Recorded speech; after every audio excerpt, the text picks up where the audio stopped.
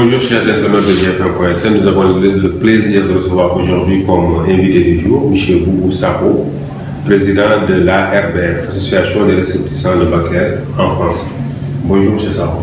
Bonjour. Alors M. Sakho, l'ARBF, depuis quand cette association est créée? Depuis les années 63, le début de l'immigration.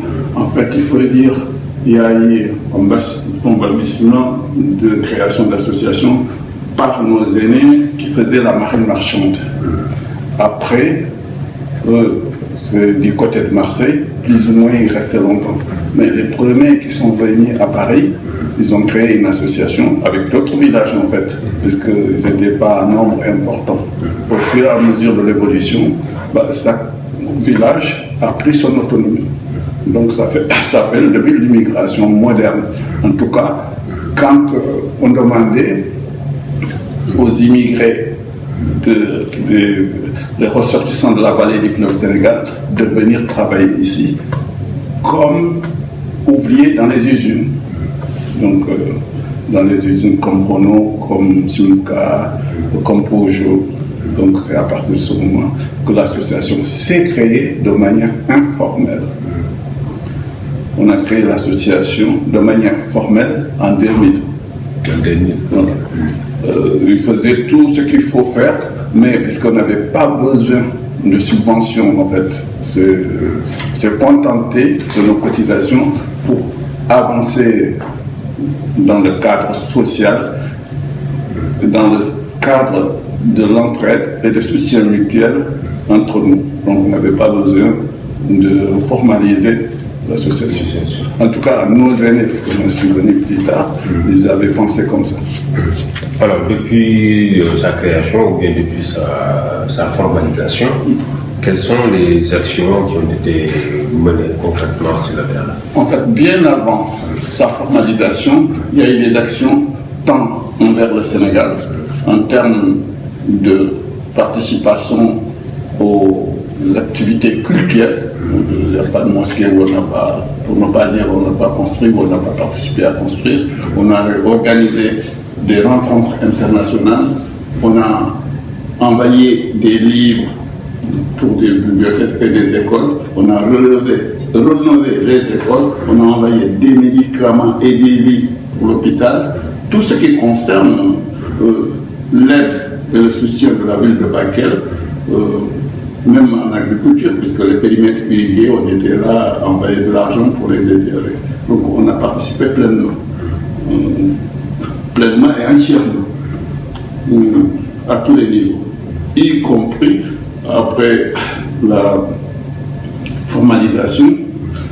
On a fait quelques actions quand même d'importance, à savoir mettre à la disposition de la commune de Bakel tonalisé, qui coûtait quand même une somme importante pour que l'hygiène et la propreté à Bakel soient de mise. Donc ça fait partie de nos activités, beaucoup d'autres activités. À Bakel, il y a un centre de formation, c'est de l'ARBF ou... Oui, ça c'est notre dernier projet. Il y a le projet qui arrive. L'idée émane des ressortissants de Bakel en France. Pourquoi on a créé le centre? La plupart du temps, on participe au projet parce qu'on nous a demandé. On nous demande un soutien, on contribue. Ou on va de petits projets, on soutient. Il y a un autre aspect d'importance capitale. Tout le monde dit l'immigration aujourd'hui n'est pas profitable ni pour ceux qui sont là, ceux qui prétendent pouvoir les accueillir, ni ceux qui prétendent partir, pour des raisons purement basiques de préservation de vie humaine. Et tu ne peux pas demander aux gens de ne pas faire quelque chose si tu ne proposes pas quelque chose d'autre. En tout cas, si tu ne leur suggères pas quelque chose de profitable. Donc, notre association, on s'est dit, même si tant est que malgré tout ce qu'on essaie comme dissuasion pour dire qu'il ne faut pas venir ici, ça ne va pas, il faut donner les possibilités à la jeunesse en termes de savoir et de savoir-faire. C'est pourquoi bon, tout le monde est là. Du coup, le centre, on a décidé, qui nous a coûté quand même plus de 200 millions CFA, avec beaucoup de partenaires.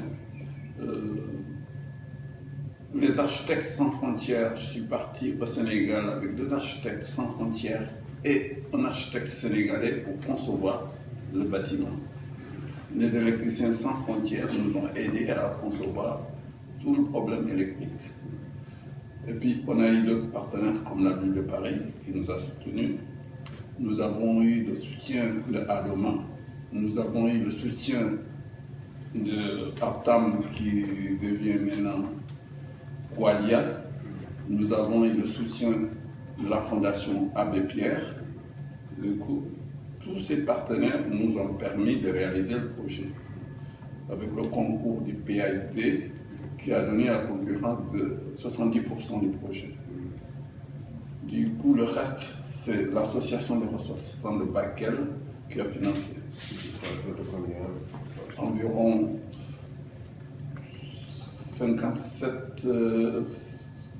60 000 euros. Oui. Voilà, oui, on a financé parce que ça fait combien cette fois 30 et quelques, un peu moins de 38 millions, c'est fort. Je crois, peut-être. En même temps, dans ce centre de formation, c'est prévu pour 12 ateliers. Actuellement, on a conçu 4 ateliers. Un atelier pour l'électricité, un atelier pour menuiserie métallique et chaudronnerie, un atelier pour froid et climatisation et un atelier pour maçonnerie. Ces 4 ateliers permettent à la jeunesse d'acquérir le savoir-faire, les métiers qui leur permettent, puisqu'on a analysé, puisqu'il y a une étude sur place pour savoir les demandes locales. On vient de faire quoi actuellement? C'était sur ces métiers. Parce qu'il y a le bâtiment, il y a le développement du bâtiment, et puis nous sommes dans une région où il fait très très chaud. Le froid et climatisation, c'est très important aussi. Le centre est conçu. Il y a une différence fondamentale par rapport à ça, parce qu'on a tout fait. Après, on l'a fait procéder à l'État du Sénégal. Donc, c'est une particularité du centre. Le centre, après avoir géré du début jusqu'à la fin, l'a donné à l'État clé en main. Après ça, quels sont les projets, ou bien quels sont les projets phares de l'association et En dehors, bon, les autres projets du centre de l'association, la mairie, notre partenariat avec la mairie de Bakel nous a octroyé 100 parcelles. Okay. On a aussi un projet de construire un complexe hôtelier. Moi, personnellement, je travaille avec des partenaires ici pour assainir la ville de Bakel. Pourquoi on a demandé en premier la formation de la jeunesse?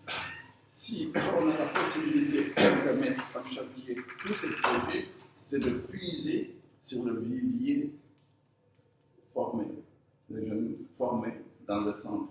Et ça permettra quand même de donner quelque chose de concret à la jeunesse. Pour nous, c'est très important.